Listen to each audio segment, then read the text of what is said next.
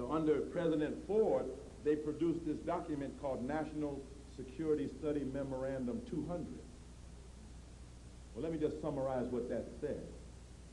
What Henry Kissinger and others said was that the threat of population growth in 14 countries, plus the Palestinians, was to be considered a threat to the national security interests of the United States.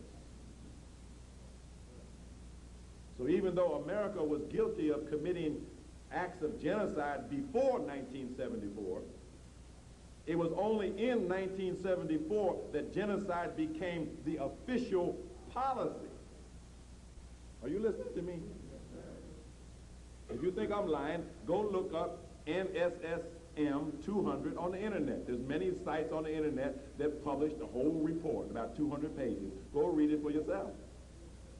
And they identified South Africa, Nigeria, Egypt, Iran, Iraq, the Palestinians, Brazil, and several other places, as enemies. Now keep in mind what this means. This is the first time in the history of America that populations of people, civilian populations, have been identified as the enemy. Not a political system like communism or socialism or Nazism or something like that. No, the very people themselves. And the thing that they are doing that is a threat to the security interests of the United States, according to Mr. Kissinger, is that they're having babies. So just to cite one example from that report, Mr. Kissinger said Nigeria, early in the 21st century, could emerge as a bona fide superpower in her own right.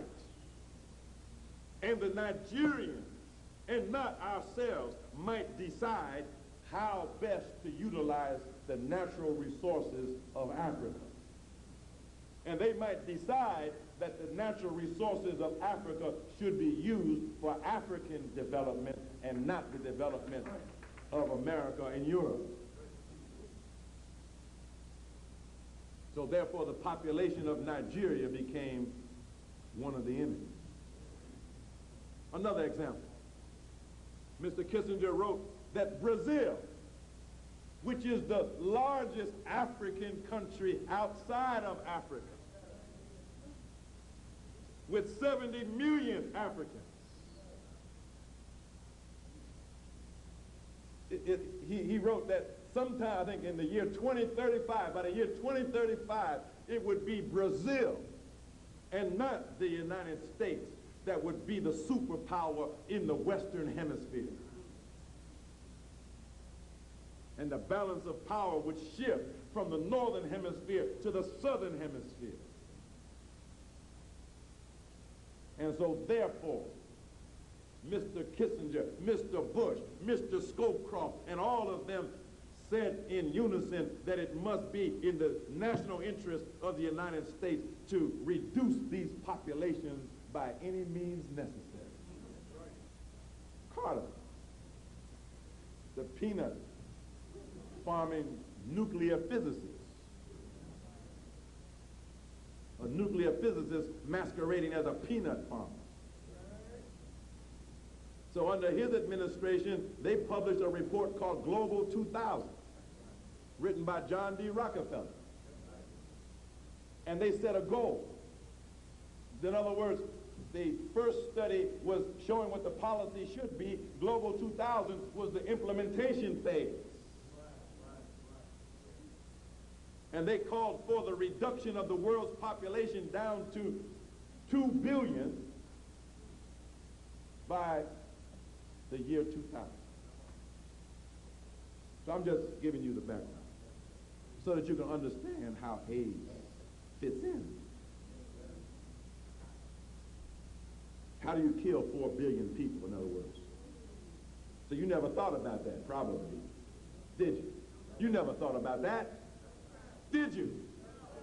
You never thought about how you could wipe out an entire continent, have you? You haven't thought about that. See, you're so wrapped up in yourself. You think everybody sees the world the way you see it. They don't. You think that what I'm saying and reporting to you is impossible because you don't think like that.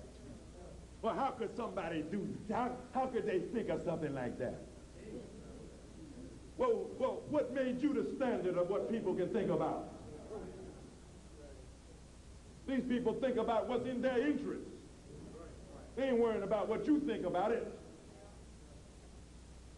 See, black people, sometimes you're so arrogant. Yes, you are. You're so arrogant. See, because you're so black that you don't even think about what it must be like to be white.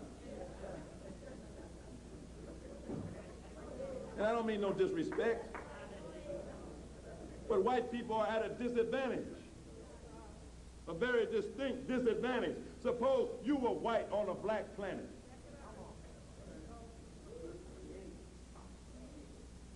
That's why you have things like apartheid and Zionism and segregation. This is an effort of the white race to keep themselves separate and apart from black humanity. You heard the old American expression, one drop of black blood makes you what? Black. So if you carrying one drop of black blood, you are classified as black. You cannot be a member of the white family. We didn't set it up like that because we don't care what you look like. I got people in my family look like they're white. Red hair, blue eyes, everything. But they got one drop somewhere. I'm just telling you the facts now.